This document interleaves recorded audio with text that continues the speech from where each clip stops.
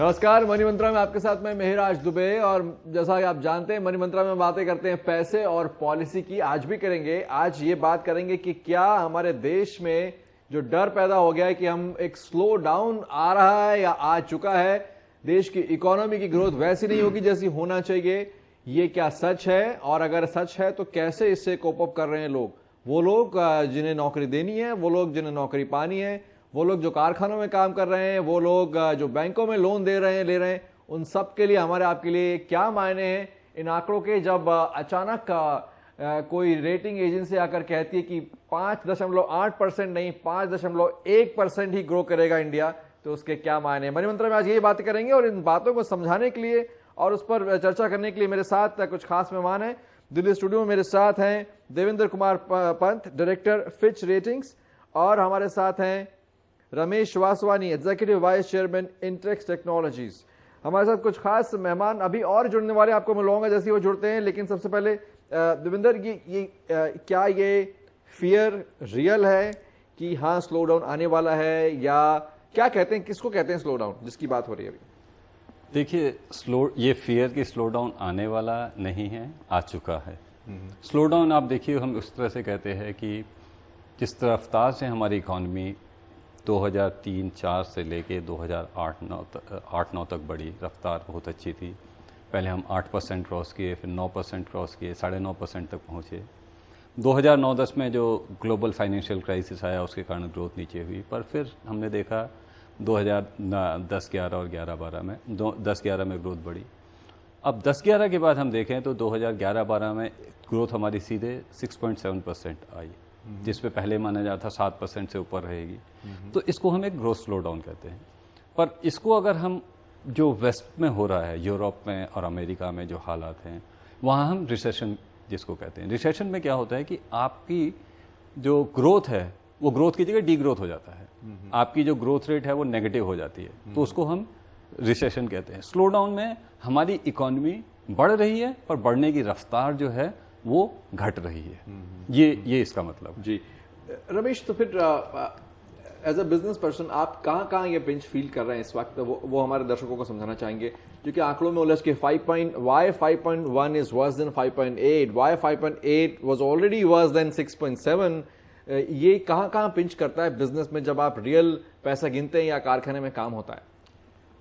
देखिए, बिजनेस में सबसे पहले जब जो पिंच आता है वो आता है प्रॉफिटेबिलिटी में, और प्रॉफिटेबिलिटी में पिंच आता है कई कारणों की वजह से। कॉस्ट बढ़ती है, डिमांड घटती है, और फंडिंग की कॉस्ट, रॉ मटेरियल की कॉस्ट और फंडिंग की कॉस्ट, वो भी दोनों बढ़ते हैं।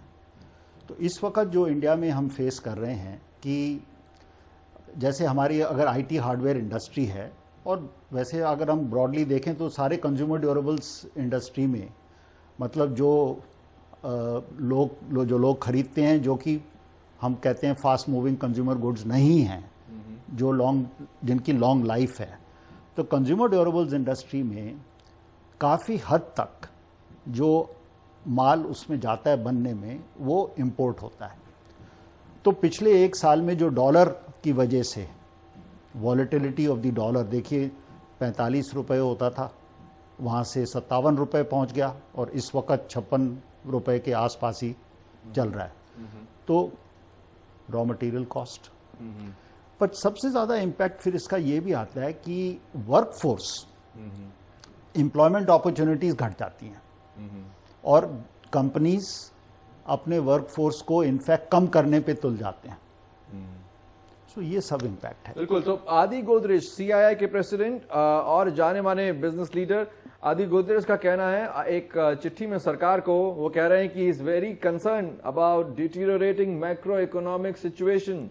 ये क्या है मैक्रो इकोनॉमी समझेंगे, लेकिन देश की जो इकोनॉमी है, जो अर्थव्यवस्था, उसको लेकर खासा वो चिंता जता रहे हैं, रोष जता रहे हैं। और उनका कहना है कि ये इंडस्ट्रियल स्लो डाउन है, वो डीपनिंग है, ये सिर्फ इधर उधर नहीं है, बहुत ज़्यादा उसके मायने खराब हो सकते हैं। उनका कहना है कि एक्सपोर्ट सेक्टर जो है वो स्ट्रेस में है, और ये भी कह रहे हैं कि fiscal deficit could crowd out private investment. ये इन्वेस्टमेंट जो कंपनियां प्लान कर रही होंगी विदेश से या फिर हमारे देश से, वो रुक सकता है, पोस्टपोन हो सकता है? देवेंद्र, फिस्कल डेफिसिट हो, जो घाटा है वो बढ़ रहा है, और दूसरी चीजें कौन सी ऐसी बड़ी बड़ी बातें हैं जो बता रही हैं कि ये इकोनॉमी में गड़बड़ चल रही है कुछ, या गड़बड़ होने वाली है? देखिए, अब अगर हम बेसिक इकोनॉमिक कॉन्सेप्ट पे जाएं तो जो भी चीज़ किसी भी कंट्री में प्रोड्यूस होती है उसको या तो सरकारी क्षेत्र एक माना जाता है, जैसे गवर्नमेंट सेक्टर कहते हैं, पब्लिक सेक्टर और प्राइवेट सेक्टर। तो या तो वो कंज्यूम करती हैं या इन्वेस्ट करती हैं। कुछ हम यहाँ से माल बाहर आयात करते हैं, कुछ बाहर से निर्यात होता है। तो इन चारों पांचों चीज़ों के बीच में ही घूमता है। अब क्या हालात हैं इस समय कि जो गवर्नमेंट जो कंज्यूम कर रही है, मतलब गवर्नमेंट का एक्सपेंडिचर जो है वो जो गवर्नमेंट के रेवेन्यूज जो आ रहे हैं उससे कम है, उससे ज़्यादा है। एक्सपेंडिचर ज़्यादा है, रेवेन्यू कम है, उसके कारण डेफिसिट हो रहा है। और उस डेफिसिट की फाइनेंसिंग करनी है। उस डेफिसिट फाइनेंसिंग के लिए वो जो देश में मनी मार्केट है वहाँ से सरकार बोरो करती है। तो जैसे आपने कहा, आदि गोदरेज जी ने कहा कि fiscal deficit is crowding out private investment. तो क्या है कि जो पैसा है उसका एक बड़ा हिस्सा जो भी मार्केट सेविंग्स इकोनॉमी में है उसका एक बहुत बड़ा हिस्सा सरकार अपने डेफिसिट फाइनेंसिंग के लिए लेती है। तो उसके कारण क्या होता है कि आपका कम पैसा कॉर्पोरेट सेक्टर के पास इन्वेस्टमेंट के लिए बचता है, और जैसे ही आपका वो पैसा कम होता है तो फिर सिंपल डिमांड सप्लाई का खेल है कि पैसा कम है, उस पैसे को लेने वाले या उस पैसे का इस्तेमाल करने वाले ज़्यादा लोग हैं, वो आपका इंटरेस्ट रेट को पुश करते हैं। अब जैसे एक सेटरिस पेरिबस कंडीशन होती है, बाकी सब चीज़ों को सेम रखें।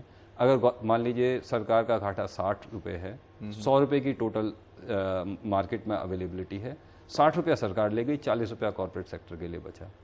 अब दूसरी सिचुएशन, वो लोन जो 40 रुपये मिलेगा कॉर्पोरेट सेक्टर को, वो महंगा मिलेगा, वो महंगा मिलेगा। दूसरी सिचुएशन ये मान लीजिए कि सरकार का घाटा 60 की जगह 30 है, तो अपने आप कॉर्पोरेट सेक्टर को जो बोरोइंग के लिए अवेलेबिलिटी है वो 70 रुपया हो जाएगा।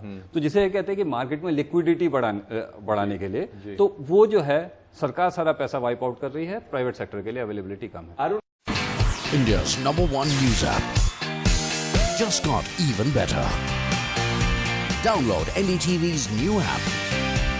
Fully optimized for retina display. Full screen view. Faster response time. And Sudoku. NDTV's new iPad app. Download now.